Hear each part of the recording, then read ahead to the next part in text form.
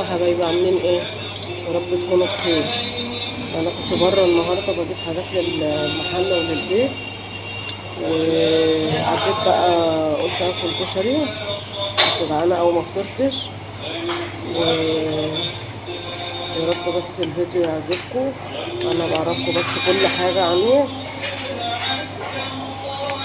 ف هاكل بقى عشان انا لسه رايحه المحل. كنت هنزل لكم النهارده فيديو حلو كان هيعجبكم برضو. كنا عاملين امبارح سمك وفليه وجمبري،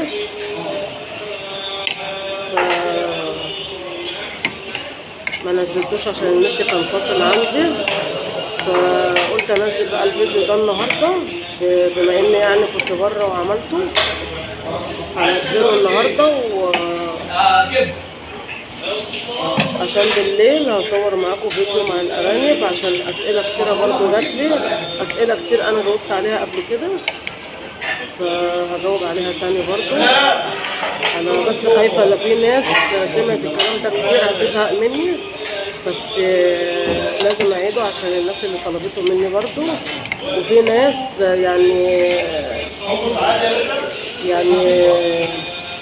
يعني ممكن حاجات يخسروا حاجات كتير ويبقوا متوقفين على كلمة من حد زيي أو من غيري، فلازم نساعد بعض يعني.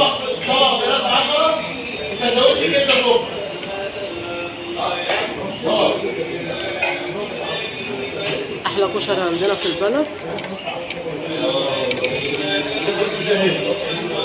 يعني أنا عديت على محلات كتير في وسط البلد بس أنا ما بيعجبنيش إلا هنا بصراحة. الكشري ده ناس بتجيبه من اخر الدنيا بصراحة، عشان طعمه حلو وبصراحة بيبقى نضاف يعني. ايام الوباء اللي هي الكورونا دي كان كلهم لابسين جوانتات اللهم صل على النبي، كمامات وجوانتات، وكانوا مهتمين أوي بالنظافة. وحتى انت يعني تخش كده تحسي ان انت داخله محل نظيف وناس بتراعي لقمة عيشها يعني.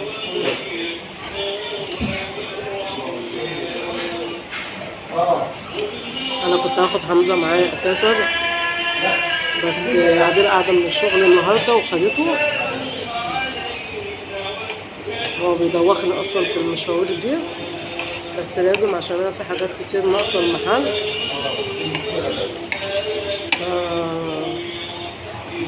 لازم المشاوير دي اصلا.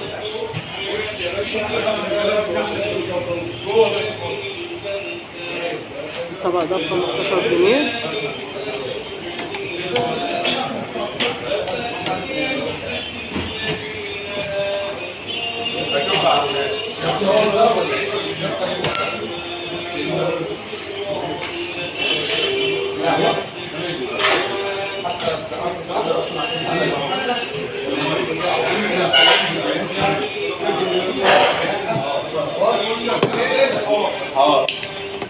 معلش بقى عشان الصوت، معلش اعذروني.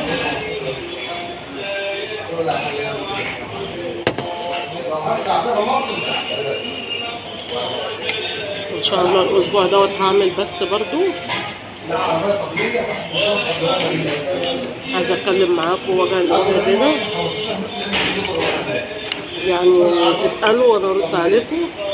كل اللي عايز يسال على حاجه يخش معايا على الباث، انا هديكم الميعاد بالظبط اللي انا هفتح فيه بس عشان تخشوا معايا. واي حد عايز يتكلم بقى معايا مباشره يتكلم، وان شاء الله تستفيدوا مني، يعني تطلعوا من البث دوت مستفيدين ان شاء الله.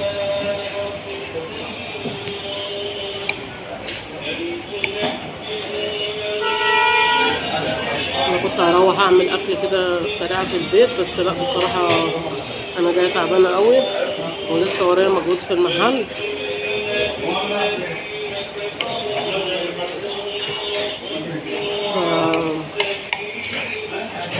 قلت اكل حاجه على السريع كده واروح البيت بقى، يعني اغير هدومي وهطلع المحل عشان احلام تخش.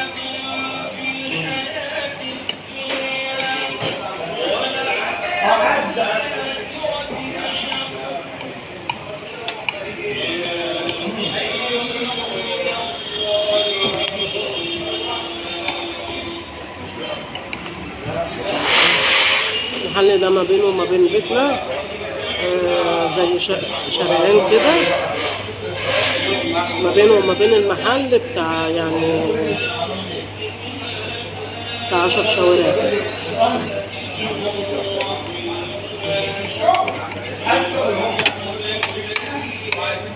ساعات ببقى جعانة في المحل بس ما برضاش اجيب اي حاجة، ببعت او بتصل بيهم، هما بيوصلوا يعني، بتصل بيهم، يا اما لو احلام رايحة تجيب ليهم بخليها تجيب لنا معاها.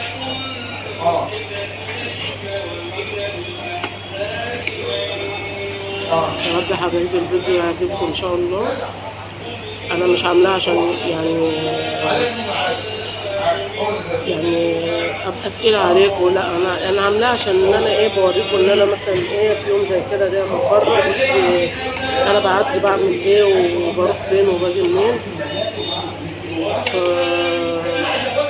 خلي بالكم والله العظيم في ناس كتير انا بعيدة عنهم وهم ما بيعرفوش اخباري الا من القناة، فعادي بقى، انا مش هقعد اعمل لده حظر وده حظر، فيعني عادي اللي يشوف يشوف، احنا حياتنا مكشوفة للناس كلها والحمد لله.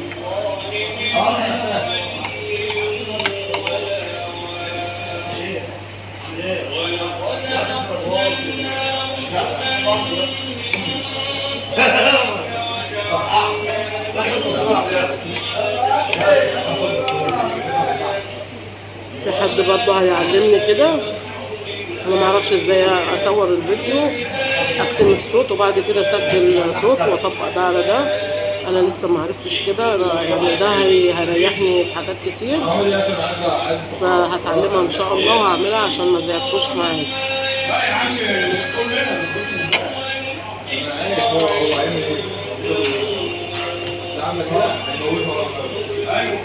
بعد كده بقى انا عايز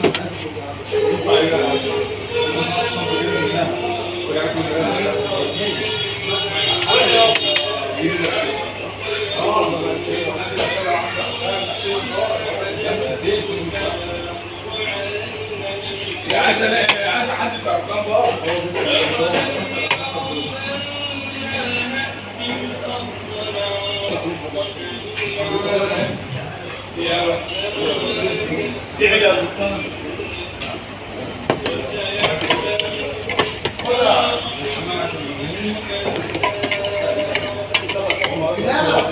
والله خلي بالكم برضه شويه موضوع تاني، بس يكون العيال بقى عملوا اي حاجه سريعه كده في البيت ويبعتولي،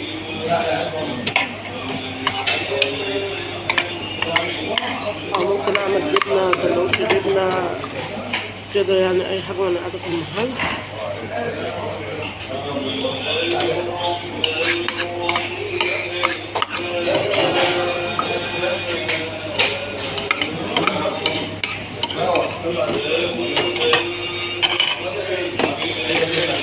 الحمد لله هتعرفنا اصلا.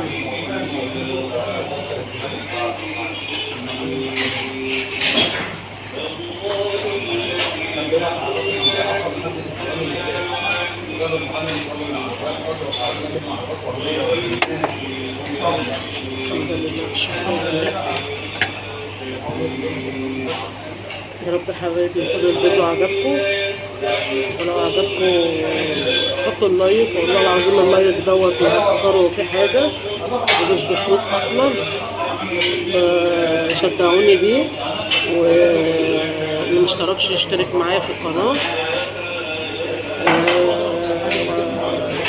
انا عملت لكم الفيديو ده قصير شوية عن الفيديوهات اللي انا بعملها، مش كل فيديو هيبقى طويل عليكم يعني عشان ما ضايقكوش منه.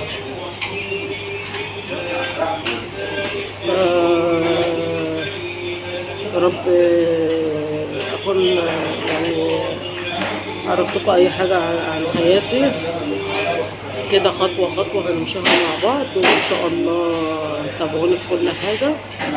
وهنزل لكم اليومين الجايين برضو فيديوهات كتير.